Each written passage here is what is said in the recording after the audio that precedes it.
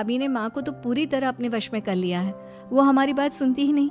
मयंक भैया हमारे लिए हमेशा खड़े रहते हैं, इसलिए उनकी बात का मान तो तुम्हें रखना चाहिए था ना। कोई फायदा नहीं दीदी, कुछ दिनों की बात और है, भाभी उन्हें भी हमारे खिलाफ भड़का देंगी। फिर वो भी माँ की तरह हमारी किसी बात का विश्वास नहीं करेंगे। इसी तरह सविता अपनी तीनों ननदों को किसी न किसी बात पर परेशान करती रहती थी। एक दिन मयंक अपनी तीनों बहनों के लिए गिफ्ट लाया। करिश्मा, ये तुम्हारे लिए हार का सेट, रेशमा तुम्हारे लिए सुंदर सी ड्रेस, और मनीषा तुम्हें किताबें पसंद है ना, तुम्हारे लिए किताबें लाया हूँ।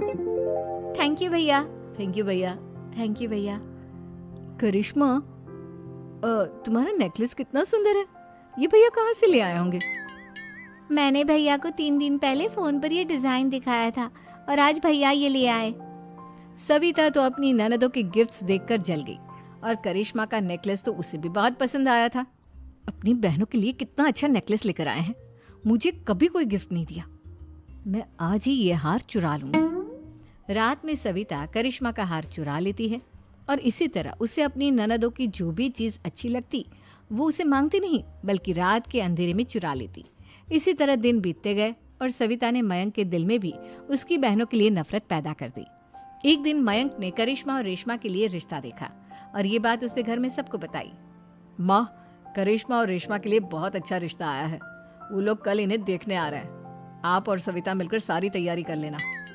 ये सुनकर करिश्मा और रेशमा खुश हो जाती हैं, लेकिन सविता सोचती है अगर इन दोनों बहनों की शादी हो गई तो घर और बाहर का काम कौन करेगा? मनीषा तो 1 नंबर की कामचोर है, उससे तो किसी बात की उम्मीद लगाना ही बेकार है। मुझे इस शादी को रोकना होगा।